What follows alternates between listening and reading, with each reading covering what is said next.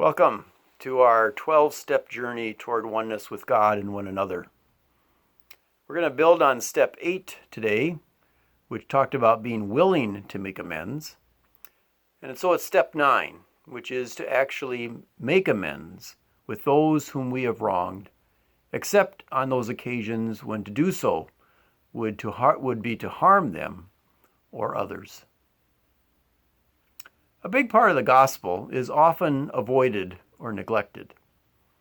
And that is that we come to God not by doing what is right, but by doing what is wrong. Not that we intentionally do the wrong, it just will happen. It's part of our human condition. And God knows that. And so God, in God's great wisdom, has determined that that's where God will meet us. God will meet us at the point of our greatest need. God will meet us when we are down and out.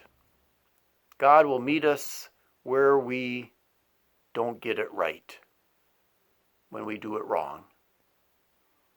Now, the ego doesn't like that, because the ego wants to be in charge. And it really can't even understand it, and refuses to admit it. And that's why Jesus calls it the narrow way. The narrow way. Our journey to oneness with God and others is then through humility. Not because we have done it right, but because we have recognized that we've done it wrong, and we need God. We are beggars. It is true.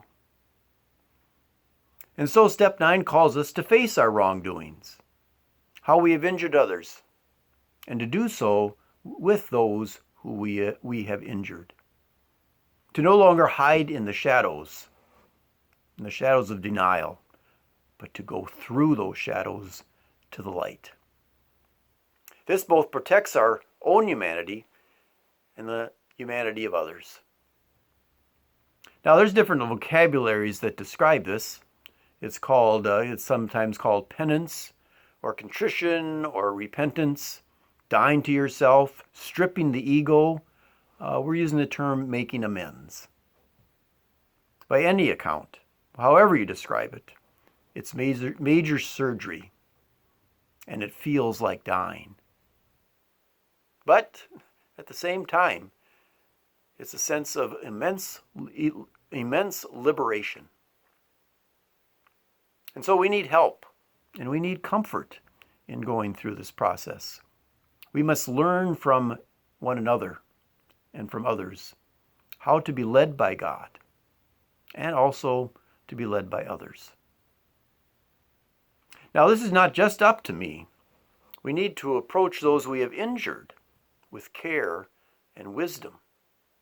The latter half of step 9 is crucial. We live in a tell-all world, and that is not always helpful and can be hurtful. Step 9 says, except when to do so would be to injure others. It serves as a protective measure, for true liberation does not come at the expense of others, and certainly not at the expense of hurting others. It is a process of discernment and skillful means, for truth is not just about the facts. It's also about how it will be received.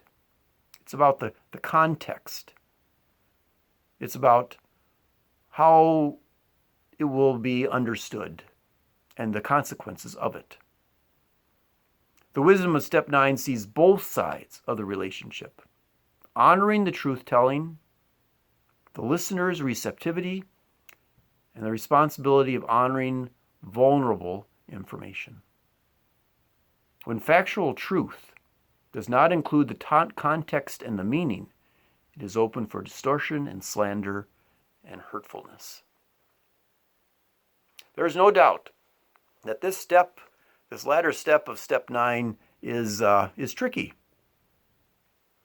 And so it should not be taken lightly and without thoughtful discernment. Yes, the 12 steps are about two things, at the very least. About making amends and keeping us from wounding another further. It is with these two tenets in mind that we humbly move forward toward healing. May God bless us as we make amends with those we have injured. Blessings.